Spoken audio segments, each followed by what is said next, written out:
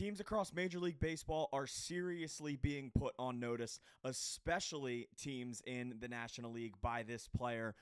And quite frankly, this has been the best baseball that Trea Turner has played with the Phillies since he signed his 11-year, $300 million contract a few off seasons ago. I'm going to get into all of that today. What is going right with Trea right now? A few comments, some of my thoughts, and more on the recent just absolute surge from Trea Turner. But before I do that, I just want to remind you guys quickly, if you have not subscribed to the channel already, please do so. We're continuing to grow at a rapid pace here on Phillies Digest, and we want to keep that trend going. So Trea Turner has been, quite frankly, the most consistent player on the Phillies this entire season. I feel like I'm just going to get right to it.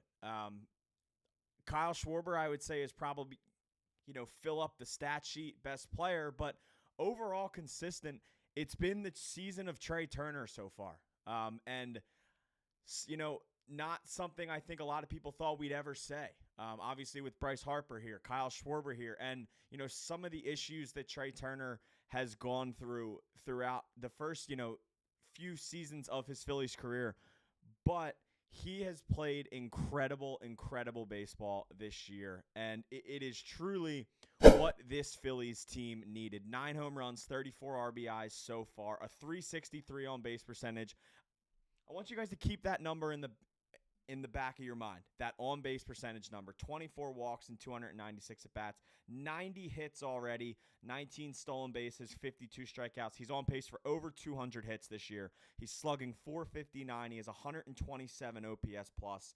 He's absolutely ripping the cover off of the baseball right now. He's playing, once again, the most consistent baseball that we have seen from Trea Turner. I wrote a big article for Crossing Broad a few days ago, basically just with all of my thoughts on the current Trea Turner, just, surge right now and the way that he's, really been the leader of this team. So this is what I said on crossingbroad.com. If you do want to go read the full article, it took me a little bit to write. So if you want to go read the full article, go over there at crossingbroad.com and check it out.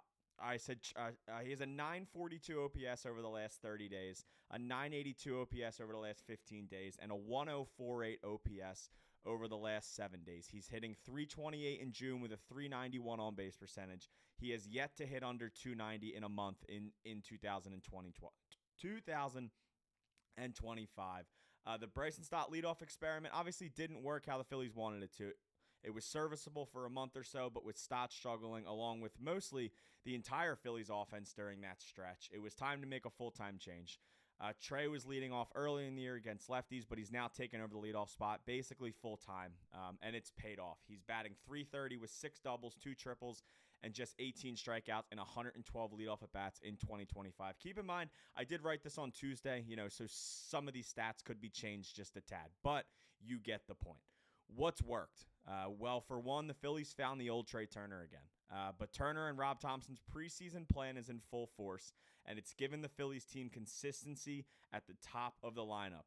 Rob Thomson told Trea Turner before the season started that he didn't need him to hit 35 home runs.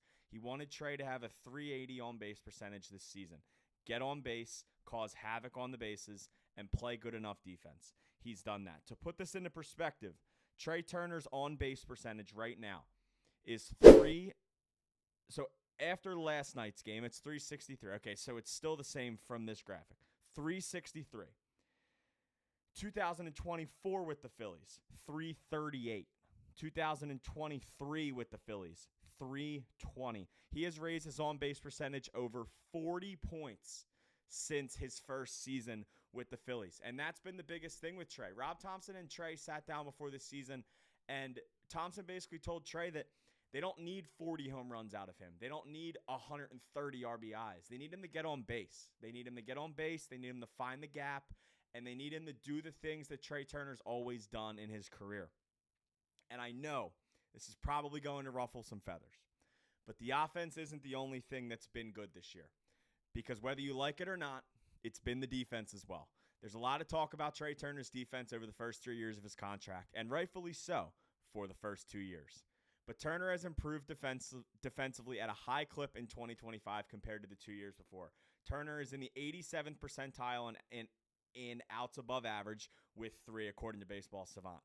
He holds a .980 fielding percentage this year. His fielding percentage in 2024 was .962 and .960 in 2023.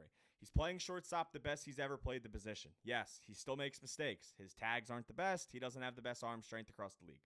But his range has improved this year. He's making plays that he had no chance of making in the first 2 years of his contract. And for all of my baseball savant people out there, big shout out to you. It's one of the best websites on the face of the earth. I did kind of want to put this into perspective here because Trea Turner is in the 84th percentile in batting run value, the 94th percentile in base running value, and the 81st percentile in field running value. He's been truly an elite baseball player this year. And quite frankly, I don't think he's getting the respect he deserves. I think if you look over Trea's stats over his last 162 games, he's hitting over 25 home runs, over 90 RBIs with a batting average over 300. This is an elite player who, quite frankly, deserves to go to the All-Star game. If you want me to go there, I can. Trea Turner has a higher OPS than Francisco Lindor. Yes, I know Lindor has the home run numbers and the RBI numbers, but Trea Turner has a better batting average, on-base percentage, slugging percentage, and OPS. Trea Turner needs to be in the All-Star game in Atlanta in about a month. That's basically where it's been because, once again, it's just this is the exact season that the Phillies needed from Trea Turner. And this biggest number for me, once again, is the 363 on-base percentage and the 90 hits. Right now, the Phillies have played, let me just double-check really quick. So the Phillies have played 74 games right now. Obviously, 81-game season. Trea Turner's on pace for 200 hits. And, in a time where the team is without Bryce Harper right now, and in a time, not now, but a few weeks ago, when you had a struggling Max Kepler and a struggling JT Realmuto and a struggling Bryson Stott, and a semi-struggling Alec Boehm, but he's really, really, really turned it on. He almost is hitting over 300 now, so big shout-out to Alec Boehm as well. The Phillies needed Trea Turner, and the last 2 years, it almost seems like, there's been Bryce Harper, there's been Kyle Schwarber, but who has been that third guy? Who is the third guy, right? You look at the Mets right now, and the Mets are scuffling right now, but you look at that team. Francisco Lindor, Pete Alonso, Juan Soto, right? That's a big three. The Phillies for a while, 2023, the front half of 2024, they were like a big 2.5. It was, what are you getting the consistent elite Trea? Are you getting, an 850 OPS out of Nick Castellanos? How much are you getting from Alec Boehm? Who is that third person? And this season has just completely stamped. And finally, because I have been a Trea Turner defender since the day that he got here.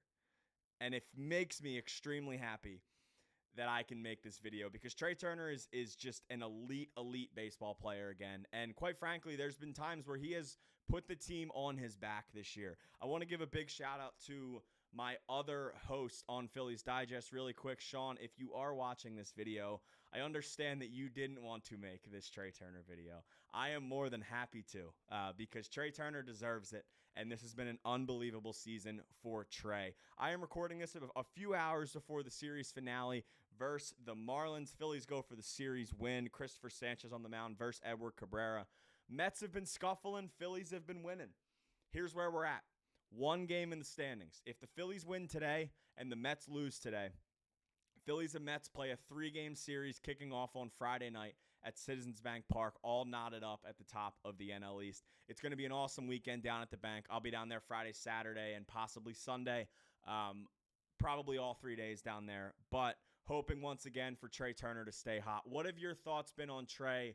What do you think of the defense as well? Because, I understand he still makes some of the plays that he doesn't make some of the plays that he should make. But if you look at this from a whole, his defensive season this year has been way better than the first two here. This has been the newest episode of Phillies Digest. My name is Luke Arcaini, and I will see you guys next time.